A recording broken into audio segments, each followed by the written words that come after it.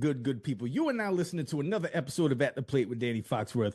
I am your humble narrator, Danny Foxworth, and once again, we're joined by an extremely special guest. Look at him warmed up in the on-deck circle. I had the pleasure of being on this Good Brothers podcast. Check out In the Booth with Flobo Boyce. We talk about all things Texas Rangers. He's a diehard Mets fan. Man, I tell you, the man, he wears many hats. Podcast host, stand-up comedian, DJ. Man, what can I say? Justice of the peace, doctor, nurse. That man, he wears many hats. Without further ado, we got the good brother, Hola Flobito, Flobo Boyce in the building. Hola, Flobo, Flobito. what's good, bro? Man, that intro right there is worth its weight in platinum. Thank you so much for having me on your show, man. I know you have some luminaries on there. Hope I can fit in when I get in.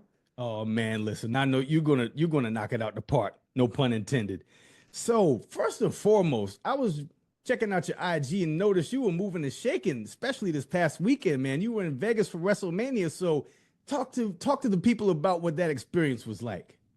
Man, it's crazy because if you've never been to WrestleMania now, I mean, it is like going to F1. It's like going to Super Bowl. It's like going to those big events. I mean, all the celebrities are out. There's satellite events. You're just walking the strip, everyone's saying woo, or they got their little championship belts. I was in the wrestling podcast game. I have a podcast now. It's called Draped in Gold, but I used to work for Spotify. And when I was working for Spotify on the wrestling shows, I got to see the inside of it. I saw the lounges. I saw the corporate events. And that was cool, but nothing beats being there with the fans. You're just hanging out with people who love it for the sake of the art form, and just you cheer, you boo, you have the overpriced food and drinks. You know what I mean? Just have the whole experience. Man, so who are some of your favorite wrestlers growing up, and right who now, are some of your favorite wrestlers and your favorite wrestlers currently? Yeah, growing up, the big three was Razor Ramon. I loved him. I loved Tatanka. I loved Duke the Dumpster Drozy, because I was like, how the hell is this garbage man wrestling on the weekend? He got a job in the morning. During the Attitude Era, I was really into D'Lo Brown. That was the first, I know it wasn't quite the same, but the first attempt to try to lead into the culture. D'Lo had the Lugs promo deal. He was waving his neck. He was kind of like a hip hop theme. I love that. I think he's my favorite of all time. But nowadays, man, I mean, it's kind of ironic because all my favorites weren't even on WrestleMania. I love Sheamus, I love Bayley, Pete Dunne, Tyler Bate. Those are the guys I really look and see what they're doing in the ring. But even though they weren't on the card, man, those are my favorites. Dope, man. D'Lo Brown, that's a good pull right there, man. And Tatanka especially, man. Yeah. I remember we used to do that march like Tatanka used to do around the ring. Yeah, man, as a kid, couldn't stop me. Yeah, Tatanka was it. So, man, let's get into some baseball. So, how did you become introduced to the game of baseball? Yeah, that's kind of a fun story, and I apologize. I think I mentioned it on In the Booth, but my parents, they're immigrants. They're from Barbados, and Barbados is a cricket country. Well, our game is actually road tennis, but my dad played cricket when he was a kid, and when he got to the United States in the 70s, he was like, I want to see what American cricket is like. So we had both New York teams on TV, and he would have it on just to understand the game, to learn the game. What was that about? I picked the Mets first because a lot of the Mets players looked like me, Bitch Husky, Bernard Gilkey, Derek Bell, Mo Vaughn, those are brothers. My favorite player was Frank Thomas. He was a White Sox, but there were more brothers on the Mets squad, so I picked him early. My dad eventually became a Met fan. The day that Roger Clemens threw the bat at a Piazza, he was like, the Yankees are dirty. We can't have this in our household. So he watched just the Mets, and it's funny because I was talking to you about this earlier about baseball, because there's so many games and there's so many seasons. It's very rare you find someone who watches every season. So I took a couple of years off. I wasn't really into the game like that, but as my dad was getting older, he just turned 75, and I realized it was not a lot of things we could talk to him about. He doesn't understand YouTube advertising or getting booked for an event. His grandparents chopped sugarcane in the fields. His dad was a butcher. So to say, hey, look, Did you see the Mets game today? All right, cool. And that kind of like became my reintroduction about 5, 6 seasons ago, just to get back into the Mets fold of watching it game in, game out. Oh, and it's so cool how you and your dad formed that common bond with the New York Mets. And you naming you boy, you that was a deep cut talking about Bernard Gilkey, man, and Mo Vaughn. Yeah. That man had the most vicious uppercut for a swing ever. I used to love Uh, watching Mo Vaughn. yeah, man. It was just you didn't know it was magic then, but you definitely know it's magic now. Yeah, yeah, most definitely. And wasn't Kevin Mitchell on that team too? Yeah, 86 series. He was on the 86 squad, the last championship squad, and he really wanted to stay a Met, but they had other plans for him. But yeah, yeah, legend as well. Yeah, and shout out to a Bamberg, South Carolina legend Mookie Wilson. I actually got to meet him when I was a teenager. I was right around 13. My mom used to actually work for this mobile CAT scan unit at a Bamberg County Hospital, and he happened to come in to get a Oh CAT wow. scan. And my mom administered the CAT scan. I was like, "Oh my God, that's Mookie Wilson!" And I mean, cool as can be. I mean, he couldn't not have been nicer. Gave me an autograph and everything. That's the first autograph I ever got from an athlete. So shout out to you, Mookie Wilson. And Absolutely. so what were some of your favorite Mets moments? Well, you know what? We'll say favorite and least favorite. Wow. There's a lot of least favorites. I Hey, let's mean, talk like about it. any year you don't get the championship is the least favorite moment, man. I was in college when I saw Carlos Beltran buckle in '06. I thought that we had the series in the bag in 15. I remember in 23 when we no 22 when we had the 101 win season and just getting like destroyed by the Padres in the wild card. Like those are all the ones that hurt the most. But I mean, growing up, man, I had the chance to see Bartolo Colon's home run in San Diego. That to me was like one of my favorites of all time. The Of all GOAT. time. And the GOAT, Big Sexy. And it's kind of a fun fact because the guy who threw that ball, James Shields, wasn't the same. They shipped him off to Chicago for Fernando Tatis Jr. So it worked out for San Diego, man. Wow. And the 22 season, I mean, yeah, okay, yeah. I know I said it kind of ended bad with the Padres situation, but I never saw a team so dominant, just winning series after series after series.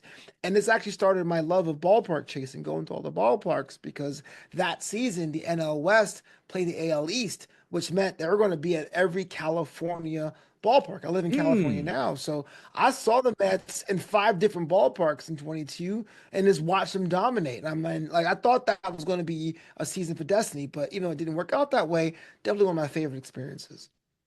Man, so just to piggyback on you talking about the ballpark visits, because I know you got like 20 plus ballparks under the belt. Yeah. So what was the first ballpark you visited?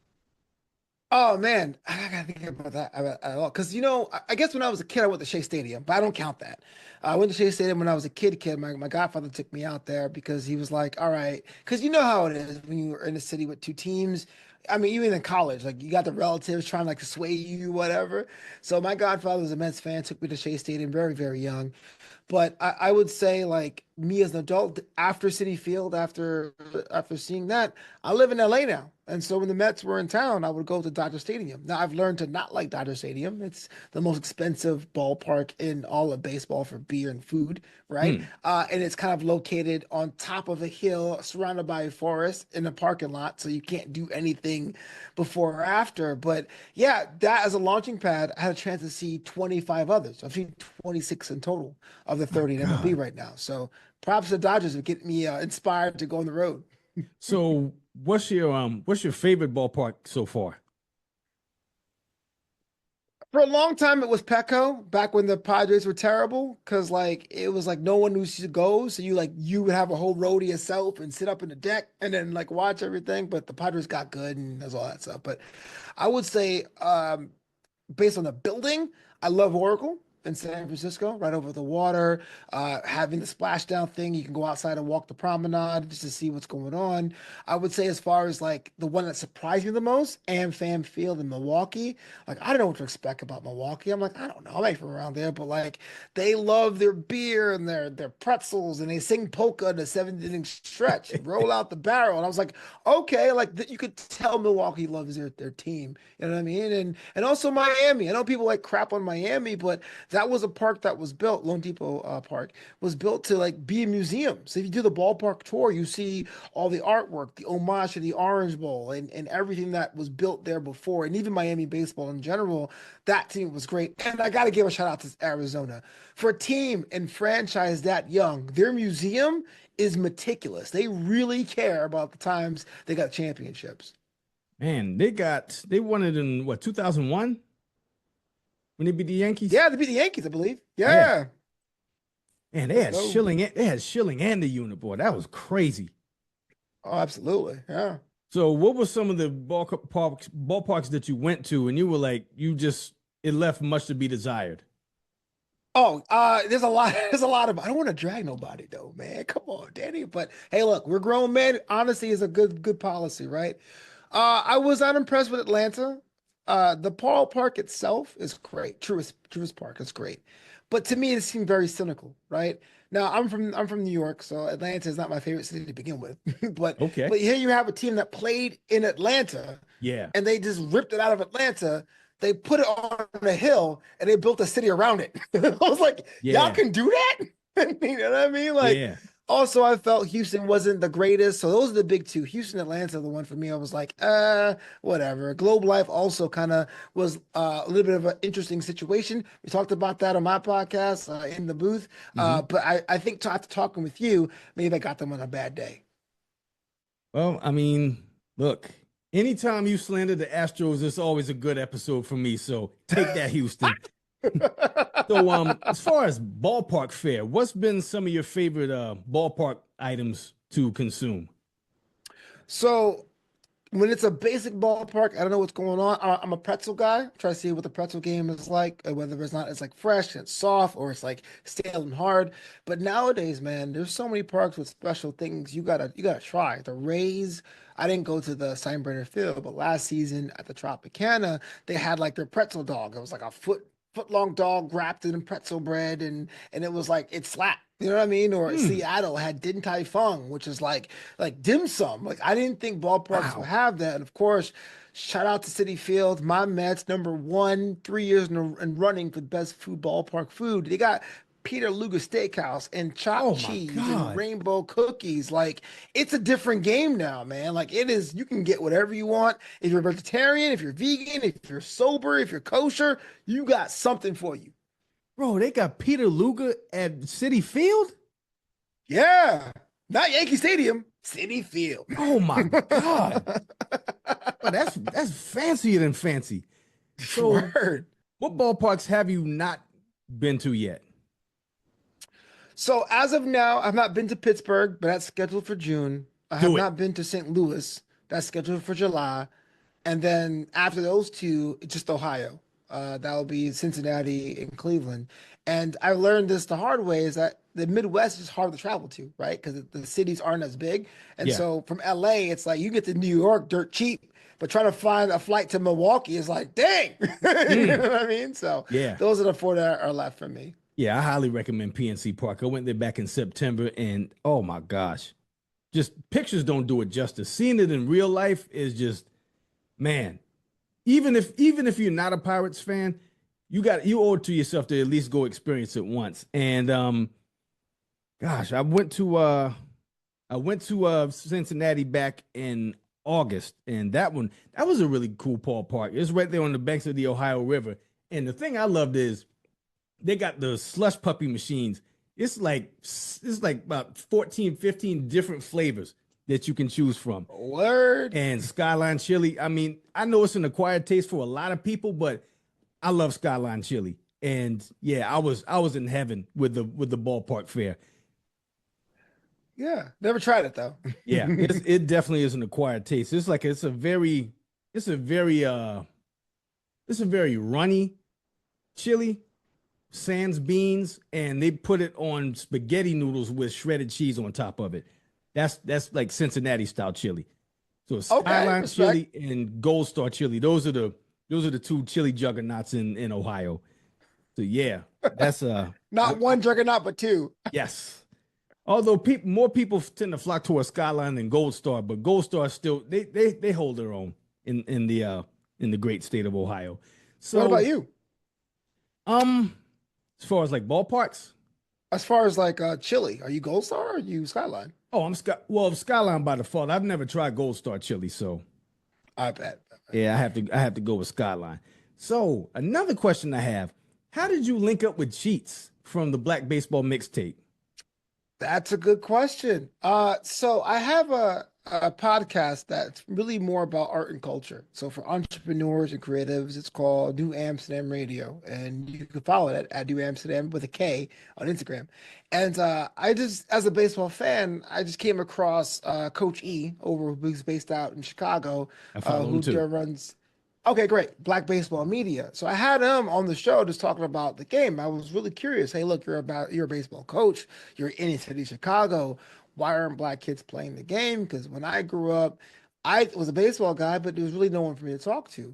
And we had a good conversation. I mean, it's been about 3 years since I had that conversation with him. But at the end of it, he's like, "Hey, have you heard about Cheats?" And I was like, "Is that a dating app? Like, what are you talking about?" He goes, "No, no, no." He says, "Yo, Cheats is this dude on Black Baseball Mixtape." And I was like, "Wait, a mixtape is a dope name." Because I remember the And One mixtape. I remember Hmm. the Clue mixtapes. So I kind of just strolled like his site for a bit. I go, "I need to get this guy on my show." So I hit up Cheats. I'm like, "Hey, man, I love what you're doing. I would love to have you on the show to talk about baseball." And I guess the wires got crossed, or he didn't quite understand my intent, but he took it as like, "Hey, you want to be on a Zoom or talk about baseball in general?"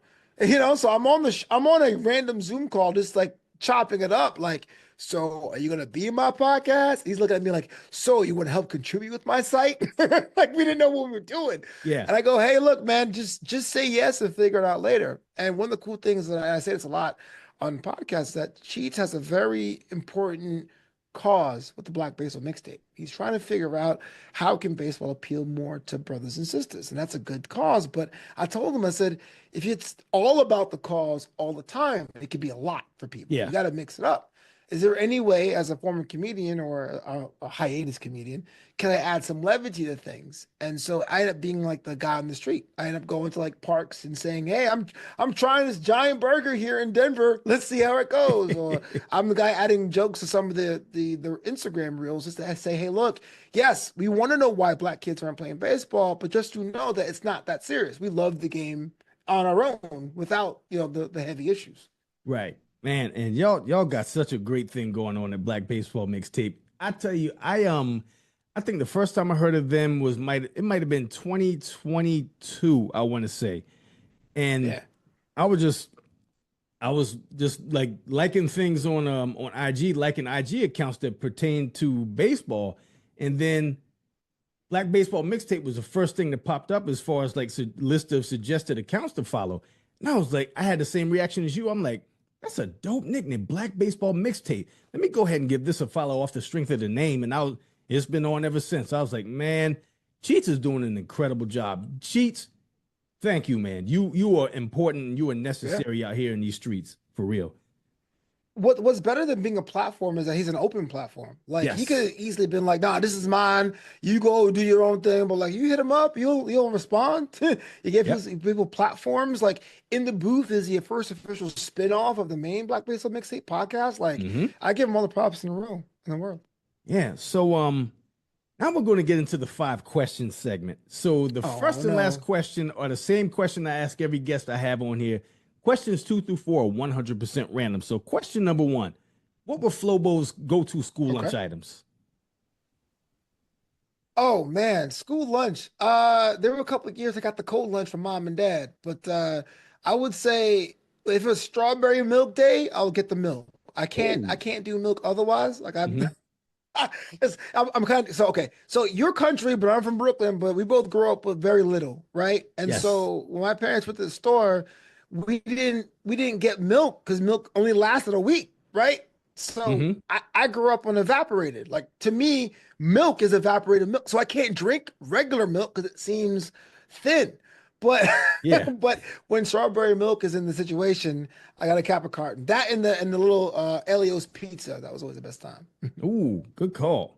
So, question number two. What would your walk-up music be? So actually, there's a little thing by DJ Shub called Seneca. Like that's my real answer, but Mm-hmm. people don't really know what that song is. So I'll say now it got to be something more of a pop thing. So maybe Gust to Wind by Pharrell, man. Something nice, something breezy, something romantic, something Okay. chilled out. But the real answer is definitely Seneca by DJ Shub. Dope. I'll definitely have to check that out. Question number three. In your opinion, what's the most underrated cookie ever made? Oh man, underrated cookie. I like chocolate chip, but that's kind of overrated. I like sugar, that's pretty solid. I don't know what propaganda oatmeal raisin has because that cookies don't really be hitting, but people say they do. Ooh, I'm hold gonna say on. what I'm gonna no. I'm gonna be honest with you. I like Go oatmeal ahead. raisin, but I feel like 10 years ago, y'all was like, it's the best cookie ever. And I was like, nah. Hey, it's not at the top of my list, but it's near the top. But hey, I let you rock, man. You like what you like. I ain't mad at it. I, I'm I'm be canceled. No, I'm gonna say white chocolate macadamia, man, because that's one where that's a brand that cares about what they got. It's usually a premium option, white chocolate macadamia, and it got to be soft baked. I can't do that hard stuff. Uh, you speaking my language. I 100% agree. Got to be soft baked macadamia. Question number four. When's the last time you had a hamburger helper? Whoa. Okay. Yeah, it was my first apartment. Because people don't realize this, it takes a lot of money to move, to move house. So I got a grad school. I went to film school here in SoCal. That's why I got out here. I came in to do my graduate degree. And when I was done, and the degree cost like 95 grand, let's be real. I had no money. And so my first apartment, I moved in, I had the Hungry Man dinners going. I had the hamburger helper going with the box Barilla spaghetti. I mean, it slapped, man. So I would say it's been 2010, so 15 years ago. Man, you with the deep cuts again. First Bernard Gilkey, then Hungry Man. Oh, you talk about Yeah, some memories with that Hungry Man TV dinner, brother. Oh my yeah, gosh. facts. That microwave fried chicken and cherry cobbler, boy, that was something. See, you Yes, yes. know. I was sitting in front of the TV. Mom come home from work and TGIF is about to come on. I'm locked and loaded. Yo, people don't realize just because you ain't got nothing, don't mean we don't want to feel special. So shout out to Hungry Man. You know what Shout I'm out to saying? Hungry Man. They held me down in my youth. And Word. last question. What's the last thing that really made you laugh? Besides chopping it up with you, man, I mean, I Yeah, had come a on, lot of fun man. on this one, man. But no, I'm just saying, I enjoyed my time here. It was great. I, Appreciate it. I would say I didn't buy, I bought a ticket to see 21 Jump Street in the theater. And I don't know if I was tired that day or Channing Tatum was just that hilarious, but I remember having my sides ache walking out that theater. So that's been another decade or so. Yeah. Hey, that's a good eight, man. You can't go wrong with that. So, anything you want to plug or promote? The floor is officially yours. Man, look, the In the Booth with Flobo Boyce podcast, part of the Black Baseball Mixtape. We just had the man himself, Danny, on the show. Make sure you check out that out. Just plug in the Booth with Flobo Boyce on it. But I'm trying to get to comedy sports writing. I got a comedy sports writing blog I call justthesandwich.com because when I was a kid, people would ask, hey, you want fries with that? I would say, nah, just the sandwich. So hit up justthesandwich.com. New blog posts every week just talking about things I've encountered in the world of sports, travel, and everything in between. And of course, man, the Black Baseball Mixtape. One of the things I like about baseball now more than ever is that you can find a community. You don't gotta be a baseball fan by yourself. You don't gotta like say, well, I kind of like them. Is it cool? Just hit us up. We got a Discord, we got a website, and the community's growing. Just say what's up and let us know what your favorite team is. Man, Flobo, once again, thank you so much for being a guest on here, man. It was long overdue and we made it happen, and you absolutely delivered, man. Clap for yourself. I appreciate you for having me on, man. This is what I'm talking about. At the plate. Yes, sir. Appreciate you, and I appreciate you, the guest. Thank you for listening. Thank you for watching. Thank you for downloading. Make sure you tell a friend about At the Plate with Danny Foxworth. Subscribe to my YouTube channel. You can find me at Danny Foxworth 843. There you can find the videos for all the episodes of this podcast, as well as my other podcast, Since We Last Spoke with Danny Foxworth, my Candle podcast, The Wicked Good Time with Danny Foxworth, and Growing Up Low Country with Liz and Danny. And for Flobito and myself, this has been another episode of At the Plate with Danny Foxworth. And until next time, y'all be good. 3 strikes.